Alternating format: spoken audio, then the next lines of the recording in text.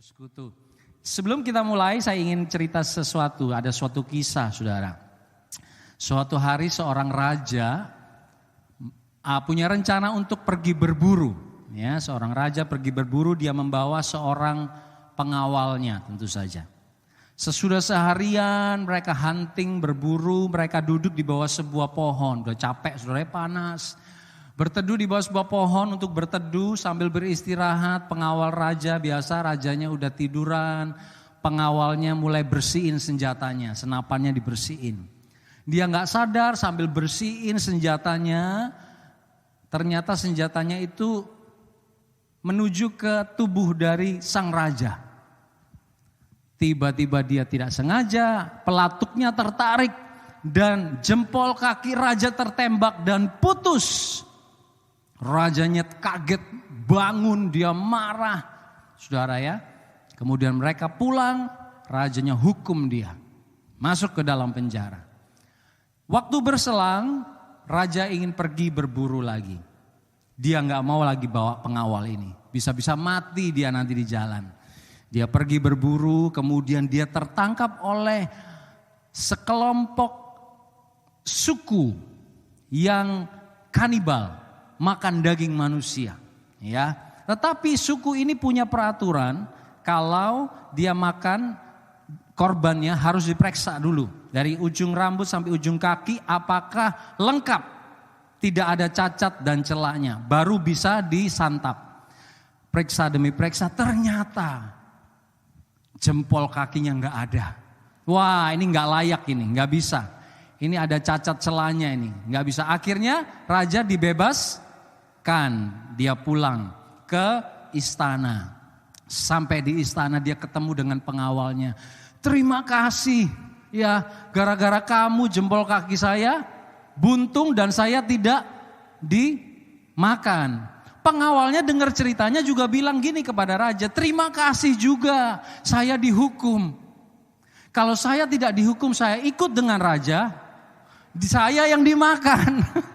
Karena semuanya lengkap. Nah, saudara, dari cerita ini, apapun keadaan kita, ya Tuhan mau kita mengucap syukur di dalam. Wih, pinter loh, ibu di sini. Mengucap syukur di dalam segala keadaan, dalam keadaan yang kelihatannya tidak baik, tetapi ada maksud yang baik di balik semua itu.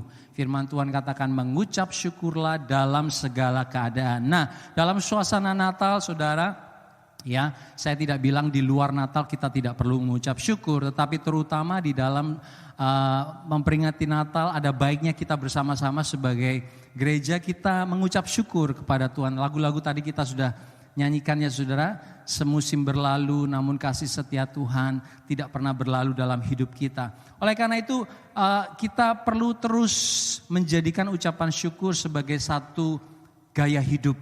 Ya, bukan saja mengucap syukur untuk hal-hal sehari-hari kita.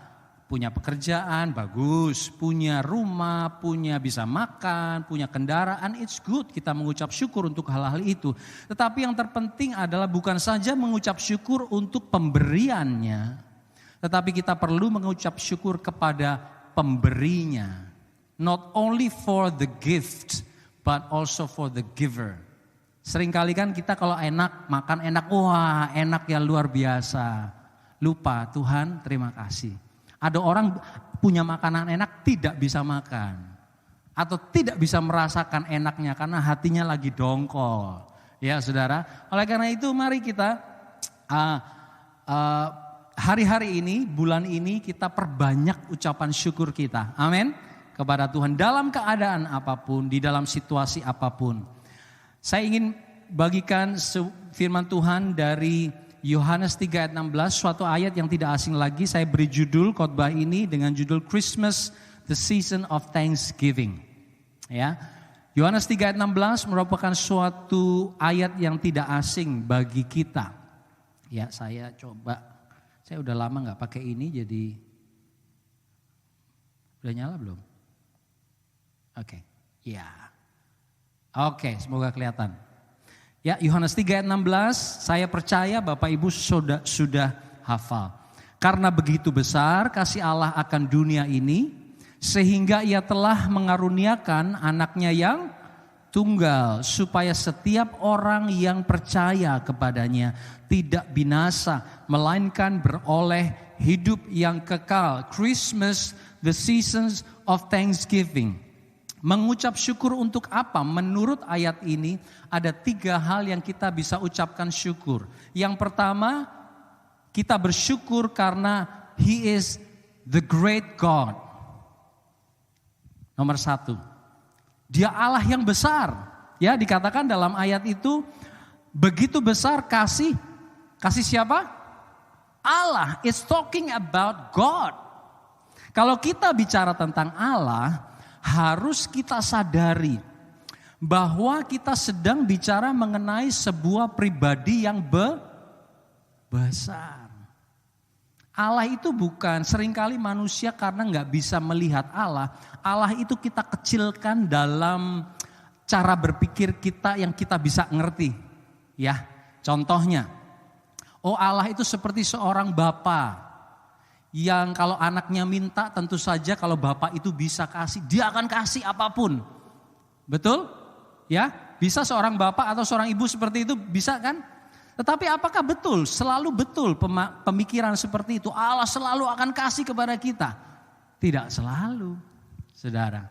Ya, seringkali pemahaman kita tentang Allah yang begitu besar, kita tidak bisa mengerti, kita tidak bisa lihat, kemudian kita kecilkan.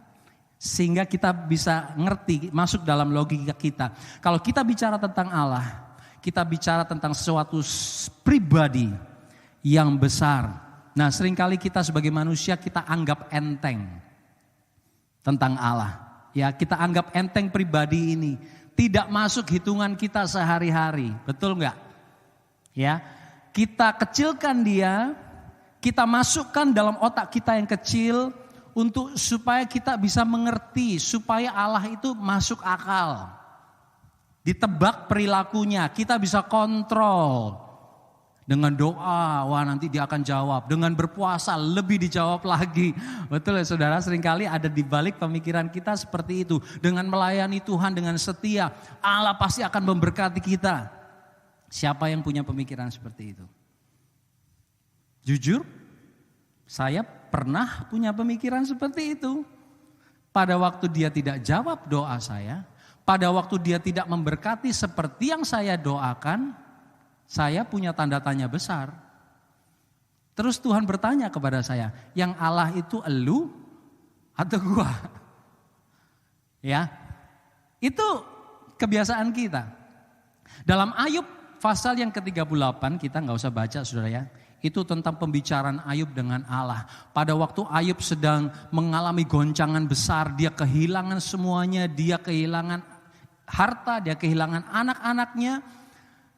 Dan kemudian Allah bertanya kepada Ayub, dari pertanyaan-pertanyaan itu kita bisa melihat Allah yang besar. Kalau sudah nanti pulang, saudara baca ya Ayub 38, Allah bertanya kepada Ayub, di mana kamu pada waktu aku meletakkan dasar bumi dan ukurannya?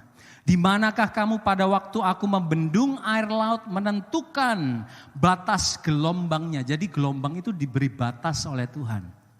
Dia enggak bergelombang kemudian jadi tsunami saudara. Kalau itu kita udah enggak ada hari ini. Karena tsunami berhari-hari, setiap hari. Ada batasnya gelombang ditentukan Tuhan. Tuhan yang menetapkan datangnya pagi hari, datangnya sore hari, dia yang tetapkan. Kita enggak usah pusing besok pagi datang enggak ya. Pada waktu pagi kita enggak usah pusing malam datang apa enggak ya. Dia Allah yang besar, dia yang atur segala perkara. Seringkali kita take it for granted, benar? Kita nggak kepikir bahwa pagi pasti akan datang. Kita nggak pernah mikir sore akan datang. Kita nggak pernah mikir malam akan tiba. Tetapi itu yang Tuhan kerjakan karena dia Allah yang besar. Dia menentukan luasnya bumi. Dia mengatur burung elang terbang ke selatan pada waktu migrasi. Dia nggak pakai GPS. Nggak punya Google Map itu namanya burung elang. Tetapi punya insting di dalam dirinya, pada waktunya mereka akan bermigrasi ke arah selatan. Gak ada satu yang tiba-tiba nongol melenceng pergi ke utara atau ke timur gitu saudara. Enggak, sudah dicetak oleh Tuhan. Allah yang memberi perintah agar burung Raja Wali terbang tinggi dan membuat sarangnya di tempat-tempat yang tinggi. Pernah kebayang? Kenapa kok dia di tempat yang tinggi? Gak pernah kan saudara? Itu aja saya mesti cari tahu di Google, Mbah Google. Kenapa dia ya? Gak perlu tahu saudara, ntar panjang. Yang penting dia tempatnya di tempat tinggi. Ya, dan kita nggak pernah pikir sampai sejauh itu. Tetapi Allah yang besar, Dia yang tentukan segala perkara, segala musim. Tadi kita nyanyi, semusim berlalu. Kita nggak nyadar tiba-tiba udah semakin panas, semakin panas. Ntar udah autumn berguguran. Kita kan take it for granted aja kan. Kemudian winter udah mulai dingin, ya udah biasa. Tapi pernahkah kita berpikir bagaimana Dia atur? Karena Dia Allah yang besar, Bapak Ibu Saudara sekalian. Mazmur 19 ayat 1 katakan, langit menceritakan kemuliaan Allah. Langit menceritakan kemuliaan Allah, sebab Tuhan adalah maha besar. Mazmur 95 dikatakan, sebab Tuhan adalah Allah yang maha besar. Raja yang besar mengatasi segala Allah. Bagian-bagian bumi yang paling dalam ada di tangannya. Puncak gunung-gunung pun kepunyaannya. Kepunyaannya laut, Dialah yang menjadikannya, dan darat tangannya lah yang membentuknya. Pernah saudara kita kepikir? Ngomong tentang gunung, seringkali kan kita mau ke mountain, ke beach, tapi kita tidak pernah terpikir bahwa ada Allah yang besar. We are talking about God, number one. Karena begitu besar kasih Allah. Dia menciptakan segala sesuatu. Dalam kekuatannya, coba kalau kita kembali ke perjanjian lama saudara ya. Dengan kekuatan tangannya dia bebaskan bangsa Israel dari perbudakan selama berapa tahun? Ada yang ingat? 400 tahun itu udah berapa generasi loh saudara. Bisa 4-5 generasi. Ya, Allah bebaskan dengan alat 10 tulah. Itu tulahnya luar biasa saudara. Bukan cuma mencret sakit perut gitu, enggak. Sampai yang terakhir anak-anak sulung mati. Gimana matinya kita enggak tahu, tiba-tiba aja mati. Ya saudara, Dia atur segala perkara sehingga mereka bisa keluar dari perbudakan. Allah menuntun mereka 40 tahun melewati padang gurun. Saya 50 tahun, berarti sekitar dari saya lahir sampai saya umur 40 tahun kalau saya ada di dalam bangsa Israel yang keluar. Jadi 40 tahun itu baru 10 tahun terakhir saya melihat tanah perjanjian. Can you imagine? Selama itu hanya melihat padang gurun. Ya seperti orang biasa tinggal di gunung kemudian turun ke kota. Nah kayak begitu sudah bingung. Wah ada ya seperti ini ya. Mereka dituntun oleh Allah mengalami kemenangan, mereka mungkin harus berperang untuk melawan musuh, tetapi mereka melihat perbuatan Allah yang besar. Ya. Kita melihat di perjanjian baru orang mati dibangkitkan, orang buta melihat, orang sakit disembuhkan. Angin ribut diredakan, ribuan orang diberi makan dari 5 roti dan 2 ikan. Kalau kita sore hari ini mau sedikit merenungkan bahwa apa yang dikerjakan oleh Allah selama ribuan tahun menunjukkan bahwa Dia Allah yang besar. Piramid di Mesir saudara tahu piramid ya? Piramid itu besar sekali. Piramid di Mesir terkenal karena berisi tubuh-tubuh para raja Mesir kuno yang dimumikan. Betul? Westminster Abbey di London dikenal karena berisi jenazah-jenazah para orang hebat dan terkenal di Inggris. Kubur Nabi Muhammad sudah dikenal sebagai peti jenazah dari batu yang di dalamnya dibaringkan seorang nabi besar. Taj Mahal, sudah tahu saya juga baru lihat-lihat apa sih di dalamnya Taj Mahal ini. Ternyata Taj Mahal itu dibangun oleh kaisar saudara ya, untuk memperingati, mengubur dan memperingati satu dari berbagai istrinya yang paling favorit. Dibangunin kuburan dengan begitu megah. Luar biasa karena di dalamnya ada orang yang dia cintai. Ya. Arlington Cemetery di Washington DC dihormati karena di sanalah dibaringkan begitu banyak warga Amerika yang terhormat. Kubur Yesus tidak dikenal sebagai sesuatu yang hebat, bukan karena isinya apa. Kenapa, saudara? Karena kuburnya sudah kosong. Kalau orang lain terkenal karena apa di dalam kuburnya, kubur Yesus dikenal bukan karena apa yang ada di dalamnya, tetapi karena kuburnya kosong. Dia sudah bangkit. Itulah Yesus Allah kita. Terpesona enggak, saudara? Pernah terpikir, saya waktu baca ini juga, oh ya benar juga ya, kita kan cuma taunya Yesus bangkit, Yesus bangkit, Yesus bangkit. Tetapi setelah dibandingkan dengan hebatnya manusia terpesona dengan bangunan-bangunan di dunia ini, kita harus terpesona juga dengan kebesaran Allah kita. Amin. Pertanyaannya, apakah kita bersyukur karena Dia adalah Allah yang besar? Seringkali kita kurang bersyukur karena cara pandang kita yang salah. Cara pandang kita menentukan respon kita terhadap situasi. Seperti tadi di awal saya katakan, seringkali kita memandang Dia sebagai Allah yang kecil, yang tidak ngerti, tidak bisa berbuat apa-apa, nggak ngerti bagaimana cara menolong saya. Dia nggak ngerti bagaimana cara membuka jalan. Dia tidak mengerti bagaimana harus menjawab doa saya tepat seperti waktu yang saya mau, tepat seperti cara yang saya rasa paling betul. Kita melihat Allah dengan cara pandang itu. Oleh karena itu seringkali jadi respon kita apa? Takut, khawatir, cemas, marah, ribut. Karena apa? Kita melihat Allah bukan sebagai Allah yang besar. Kita kecilkan Dia. Kita rasa kalau Dia belum menjawab doa, Dia tidak bisa menjawab doa. Kalau Dia menjawab tidak dengan cara yang kita mau, kita rasa bukan gitu caranya Tuhan. Harusnya caranya seperti yang begini. Pada waktu Dia menjawabnya melewati deadline yang kita mau, kita merasa bukan seperti itu caranya kerjanya Tuhan. Harusnya hari ini deadline-nya. Jadi yang Allah itu siapa? Kita atau Dia?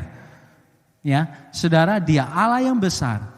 Hanya cara pandang kita menentukan respon kita terhadap situasi hidup kita. Kalau kita percaya Dia pemegang kunci kehidupan, maka kita sadar, saudara ya, bahwa hidup ini tidak ada satupun pintu yang tidak dapat Dia buka. Amin. Kita hanya bisa sadar akan besarnya Allah kalau kita sadar betapa kecilnya hidup kita. Kalau kita tidak merasa kita kecil, kalau kita tidak merasa kita tidak mampu, maka kita tidak bisa melihat Dia Allah yang besar. Paham saudara sampai di sini? Cara melihat kita. Oleh karena itu pada waktu kita baca ayat tadi saudara ya, Yohanes 3 ayat 16. Karena begitu besar kasih Allah. We are talking about a great God. Bukan Allah yang kita bisa kontrol. Bukan Allah yang kalau kita doa dengan cara yang tertentu, dengan puasa, dengan cara-cara kita, maunya kita, kemudian Dia akan menjawab doa kita. No, He is more than that. Jauh lebih besar dari apa yang kita pikirkan. Ya, apakah saudara hari-hari ini bersyukur untuk Allah yang besar, walaupun saat ini doa kita belum dijawab. Walaupun saat ini sepertinya deadline sudah lewat. Walaupun saat ini sepertinya apa yang kita mau belum Tuhan berikan seperti yang kita mau. Apakah kita tetap melihat Dia adalah Allah yang besar? Yang kedua, dari ayat tadi kita belajar.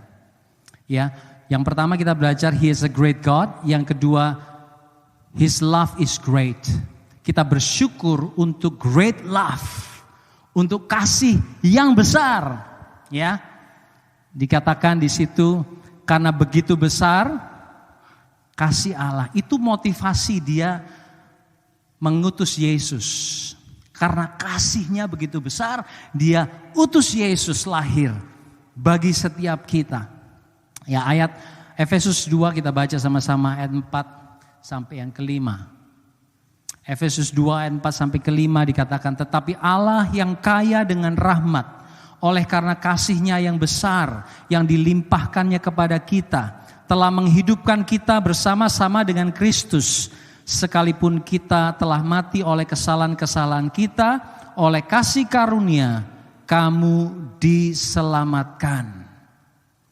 Saudara, kasih Allah itu susah kita cerna dengan logika kita. Karena kita punya definisi kasih itu beda dengan definisi kasih Allah. Definisi kasih manusia itu, kita bilang we love you, but actually at the back of our mind is we lost you. We love you to get something. Betul? Oh Feve, kamu cantik, kamu hebat. Dalam hati, aduh kalau bisa jadi suamimu luar biasa ya aku ini. Kalau bisa mendapatkan. Wah puji Tuhan ya, kamu nih orangnya understanding banget ya. Kalau diajak ngomong, diajak curhat itu wah bisa ngerti semua. I love you so much. Artinya apa? You are beneficial for me. Kamu membawa benefit buat saya. Itu kasih manusia. Wah masakannya enak ya, luar biasa loh. Kamu kalau masak tuh lain, tangannya lain. Tangan apa ya saudara? Tangan kita kan semua sama, tangannya lain. Pokoknya wah luar biasa, hebat. Kalau sudah dipuji artinya? More. Next time jangan lupa ya. Kalau masak ya buat saya. Nah, diundang ya, kalau nggak diundang tersinggung. Wah, betul sekali. Ya, saudara, manusia kasihnya seperti itu. You believe it or not, that's what happened. That's who we are. Tetapi kasih Allah itu tidak tergantung you love him or you don't love him. Amin. Saudara, pada waktu kita masih bermusuhan dengan Allah dalam dosa, dia sudah mengasihi kita enggak? Yes. Pada waktu kita menolak dia, pada waktu orang mencaci maki dia, lempari dia dengan batu, ingin membunuh dia, bahkan menyalibkan dia, Allah sudah mengasihi mereka. Kasihnya tidak berubah di dalam kehidupan kita. Kita mau lupa, kita mau ingat, kita mau ajak dia untuk involve dalam hidup dia, atau kita keluarkan dia dalam hidup kita, kasihnya tetap sama. Amin. Itu yang kita perlu syukuri.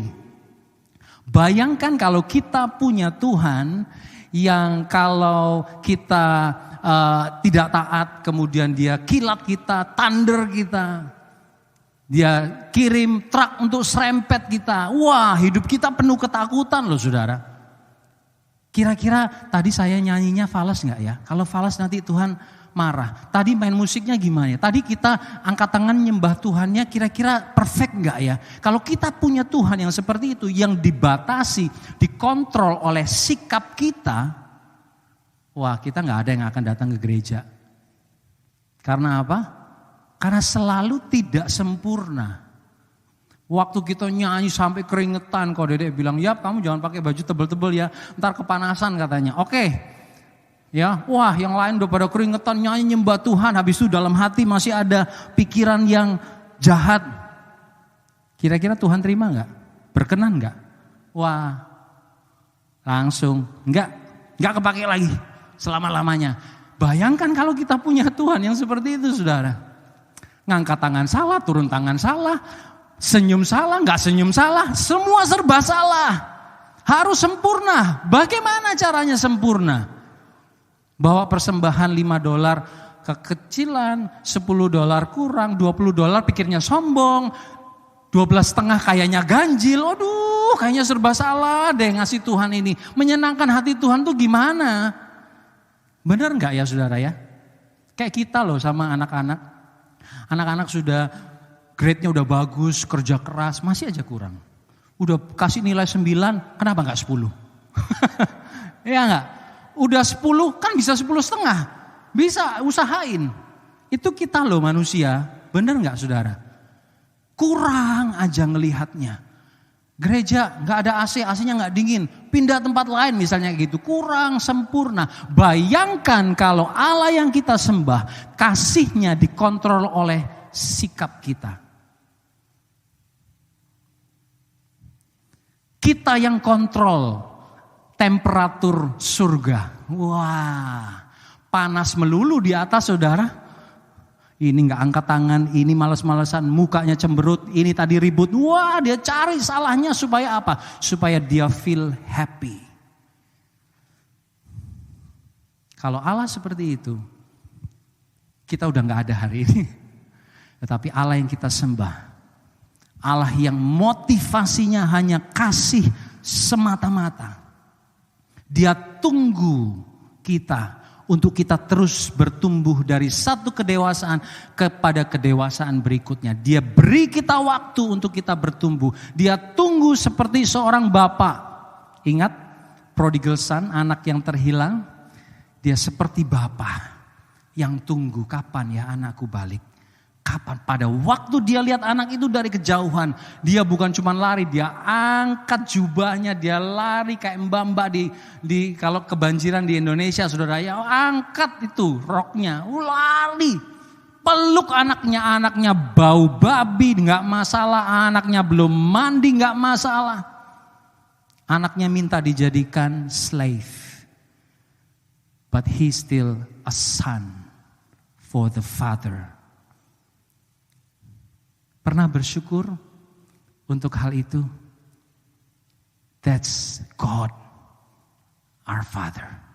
Seringkali kita hanya melihat yang sehari-hari.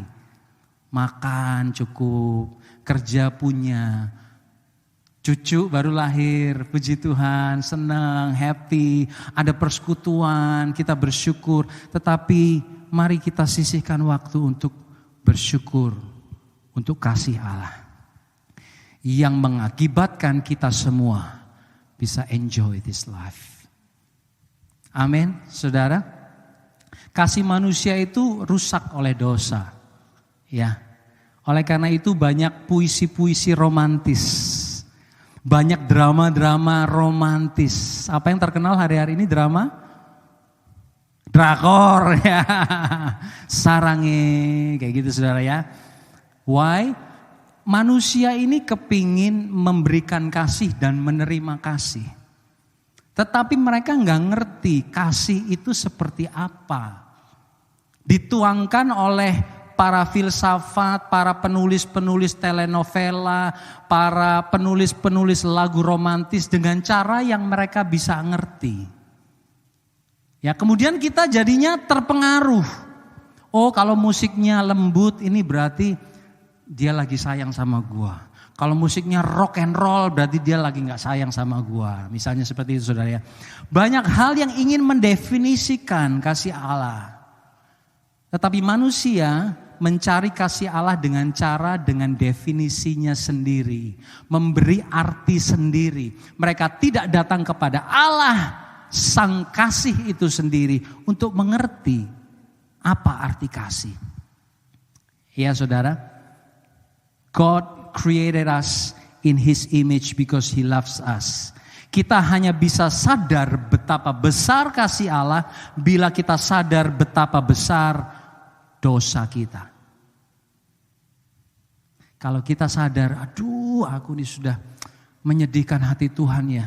Aduh aku udah gagal lagi ya. Aduh aku ini kok hatinya jauh dari Tuhan ya. Aduh pikiran kok selalu menyedihkan hati Tuhan ya. Kalau kita sadar betapa kita ini begitu lemah, maka kita akan tahu, kita akan sadar begitu besar kasih Allah yang selalu begini tangannya. It's okay darling, come to daddy. It's okay sayang, come to mommy.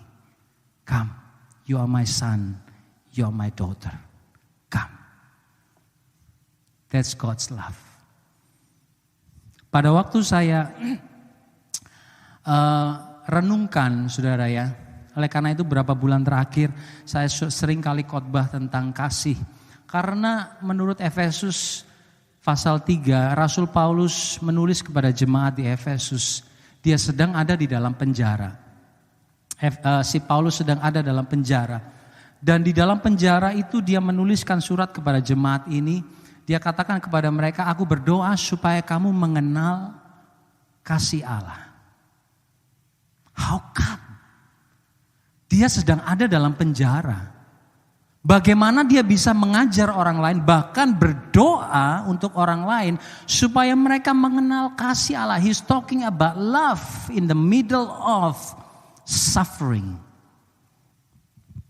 Dia katakan bahwa kasih Allah itu melampaui pengetahuan.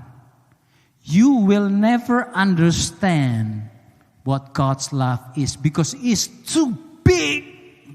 Terlalu besar untuk dimengerti. Yang kita mengerti itu hanya sedikit saja. Bapak Ibu Saudara sekalian. Ya.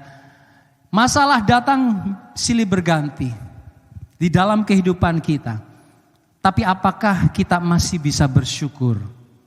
Apakah kita hanya bersyukur pada waktu hidup ini nyaman? Apakah kita bersyukur hanya pada waktu ego kita tidak diusik oleh orang lain?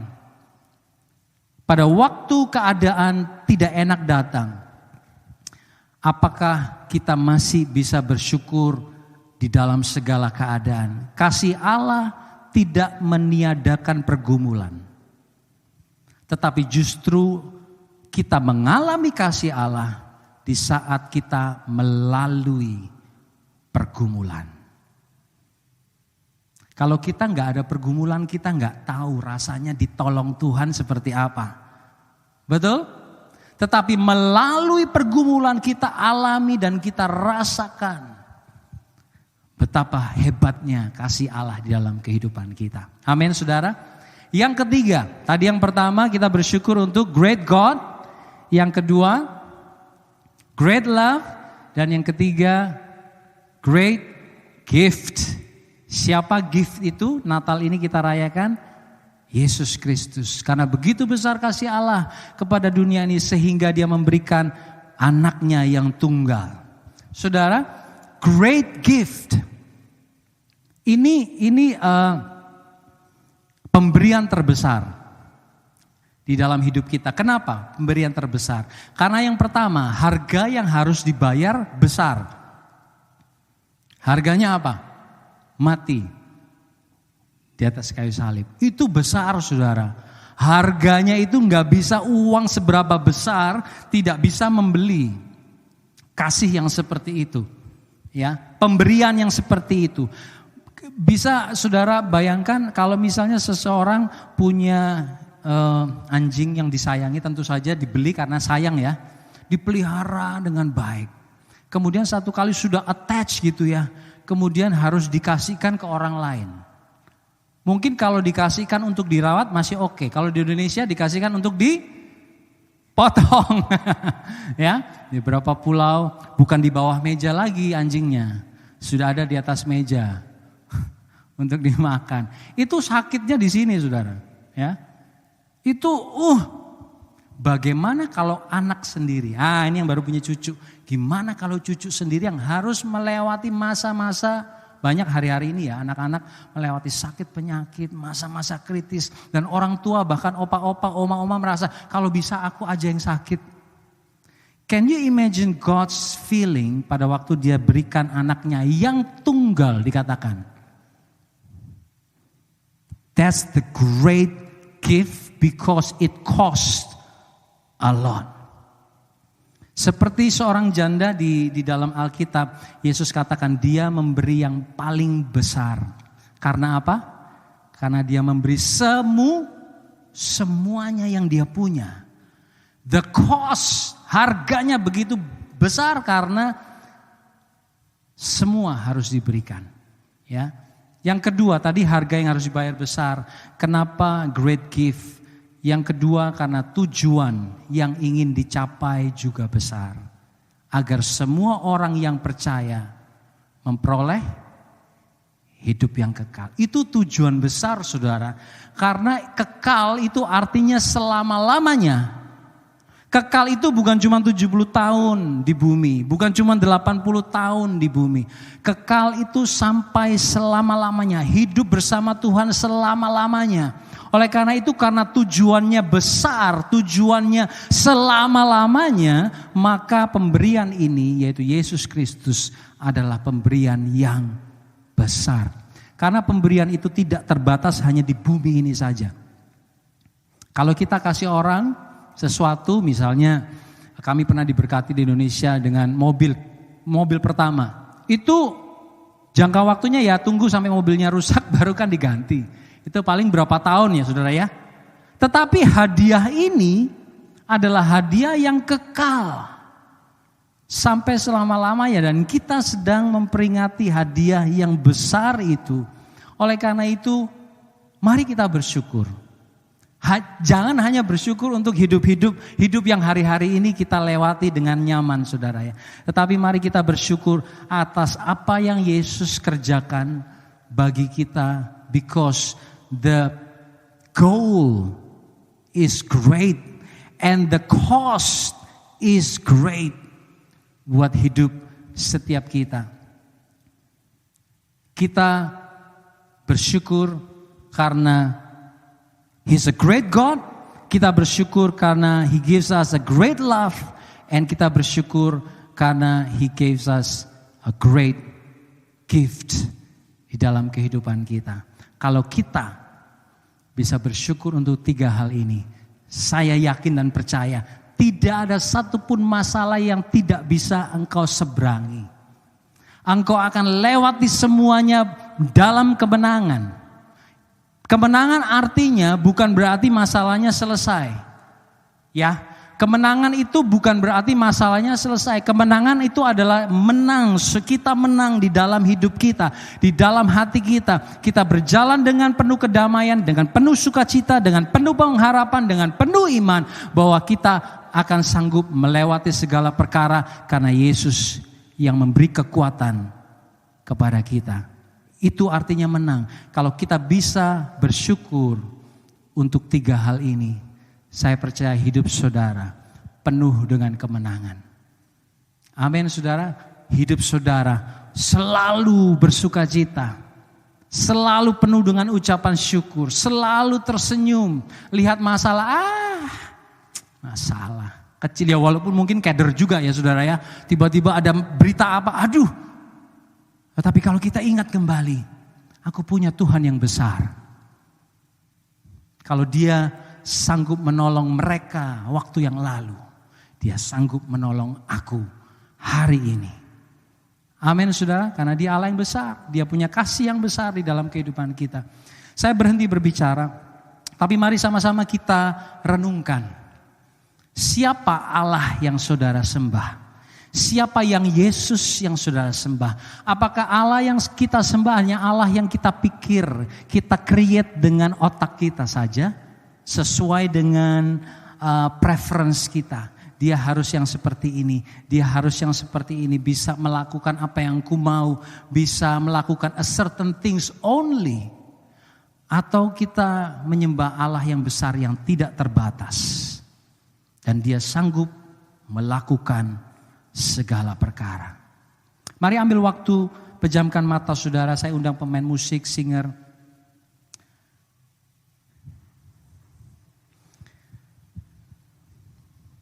Siapa yang saudara sembah? Allah yang besar, yang tidak terlampaui, tidak saudara bisa mengerti. Atau Allah yang terlalu kecil sehingga saudara bisa mengerti seluruhnya dan saudara bisa kendalikan Dia dengan caramu. Kita nyanyikan lagu yang pertama ya. Semusim berlalu. Haleluya. Kami mau mengucap syukur Bapa, Kalau sampai hari ini tanpa kami sadari, tangan-Mu yang kuat dan perkasa sudah menuntun kami, sedang menuntun kami. Kasih-Mu yang besar itu memegang erat tangan kami Tuhan. Seringkali kami mau lari, seringkali kami mau masuk di jalan-jalan yang kami rasa kami suka. Tetapi tangan-Mu seperti tangan seorang bapa yang terus memegang kami. Dan kami seringkali tidak lihat dan tidak sadar. Tetapi musim demi musim berlalu. Hari ini kami melihat Engkau senantiasa ada. Mari sama-sama bangkit berdiri.